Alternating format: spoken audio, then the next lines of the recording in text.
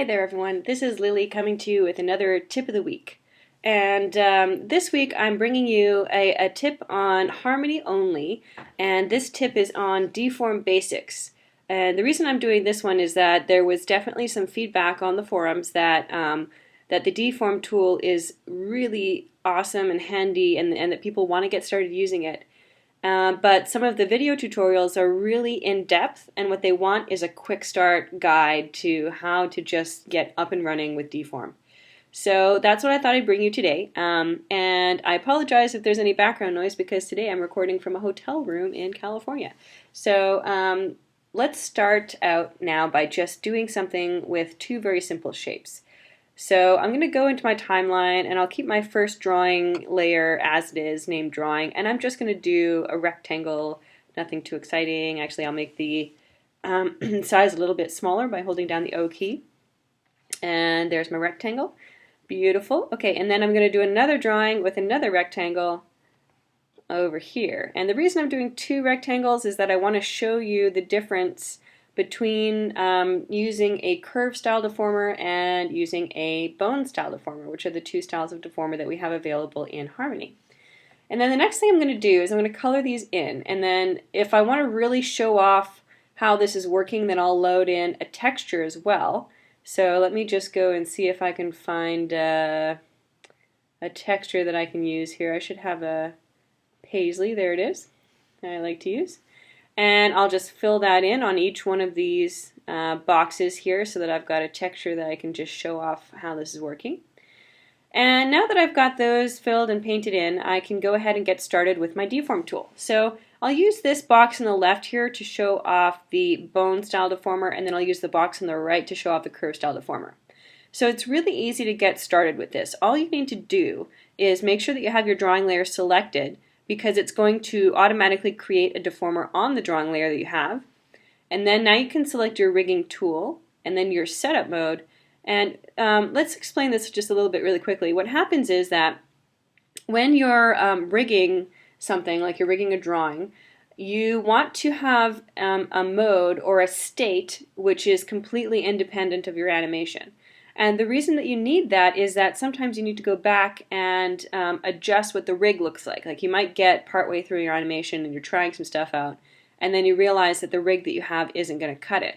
So then what you do is you go into setup mode, which kind of resets it to its default state, and then you can make adjustments on your rig, and then you can leave setup mode and go back, and when you leave setup mode it's going to pop you back to your animation.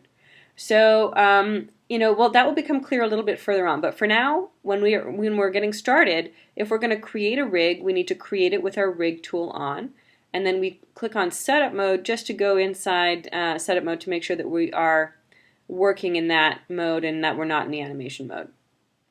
Now, if I want to create a bone style deformer with my rig tool on and my layer selected, all I have to do is click. So I can just click once, which creates your first offset, and I click again, which creates the first bone, and then I click again, and it creates an articulation in between the bones and my second bone. So that's all I have to do. I can right away, I can switch from my rigging tool to my transform tool. You'll notice when you switch to your transform tool that it turns off the rigging tool automatically. And then I also want to switch off of setup mode so I can see what's happening as I animate. And then I can move this around, and we already see stuff happening here. So there's a couple of basic things that you need to know about when you're working with bones. And you'll notice as I start to twist this to extreme angles that you see that it becomes kind of tessellated there. And the reason that it does that is because it's using this articulation in the center to sort of slice up the drawing into pieces. And then where it slices that drawing into pieces, when you rotate it, you'll start to be able to see those pieces, like slice, slice, slice as you rotate. So, it's ideal when you're working with a bone style deformer if you can increase the size. That's the reason that we asked to increase the size of this articulation in the center. So let's go into setup mode, and then you notice, I'll just turn that off again. You'll notice if you have some animation on that part, when you click on setup mode, it just resets that animation, and then when you leave setup mode, now it's back into your animation state. So let's enter setup mode, and then we keep using our transform tool. We can use our transform tool to adjust the size of the articulation here. If I have my animate button on, it's going to create a keyframe there, so I'll just turn it off for setup mode. And then I can just drag on that articulation. And I'll make it about the size of my joint. And you see now, if you think about this the same way that I was just describing a moment ago with the other example or with the previous step, it's now making slices of the drawing all the way along this articulation. And then when I go, let's exit setup mode, you'll see how much smoother that is. And in fact, what I should do also is I'll go into setup mode, because you'll notice when I back out here, it has made this smaller. And the reason that this is smaller is that while I was animating, that's the size that it was before I left. So in fact, I probably want it to be something like this.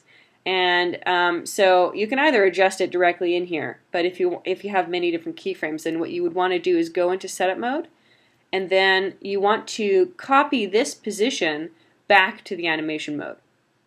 And that's what this option up the top is, copy resting position to current. And I just need to make sure that I select my deform group when I do so, or if you're working in your network, you can select your deform group over here. And then when you copy resting position to current, now that is my new sort of animation state. So as I leave setup mode, I can now animate from here. And you see how much nicer that is when you're doing animations. And then if we want to start talking about things like what happens when you overlap, that sort of thing, I want to leave that for a different tip of the week, because I'm trying to keep these tips of the week really sort of short, quick tips, and I think that's something that could be a separate module. But to finish up what we're talking about this week, I want to do another example now on the other drawing over here that's going to be a curve style deformer. So I'll select my other drawing.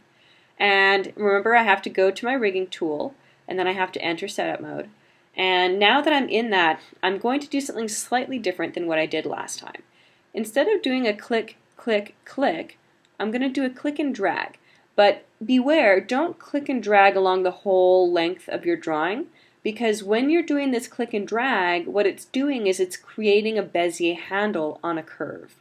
So if you drag it all the way across, then your Bezier handle will be way too long. So you just want to do a small drag. So let's start at the top, and I'll do a drag, maybe about to there, and you see how it creates my Bezier handle. And then I'll go to the end of the drawing, and I'll drag upwards, and you can see as I do it, it's showing me the handle, so I can position the handle how I want it to be. Now that I've got that done, I can exit setup mode, and then I can switch to my transform tool, and now I can move these points around to see this drawing, being animated, or how it's going to animate. And you see how beautifully this works on a drawing layer, especially when you are not dealing with zones of influence. And what I mean by that is that in this case, all I'm doing is I have one drawing, and I'm putting one deformer on it, or like a series of them all in a row or all in a line. It works really well because we have an infinite, what we call an infinite region of influence. And what that means is that when you look at your curve, or when you look at your bone, an infinite region of influence is just going to go parallel or perpendicular out infinitely in all directions and affect your drawing. And that works really, really well with this.